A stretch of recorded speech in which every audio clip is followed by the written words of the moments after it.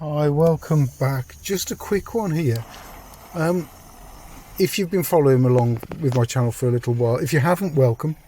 I've been working on these crazy little stalls, which I really quite like. I was given these square lumps of beech and I've put mad ash legs on it and I set fire to it, which that's what I'm going to tell you about now. I've really enjoyed, this is 10 times speed. I've really enjoyed the process of burning and scorching. I think the Japanese call it Yakisugi.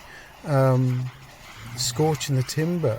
It not only protects it, but it leaves a brilliant finish. And on my channel, on here, you'll see there's another one where I actually finish it with oil, and the finish is beautiful. Wire wool and oil takes off the carbon, and it does such a lovely job. Anyhow, the little bit that I want you to know about, and actually people who clicked away in the first 20 seconds won't know this, is I've got this full 15-minute video on my other channel, which is Jam73E. If you go over there, I've only got 62 subscribers.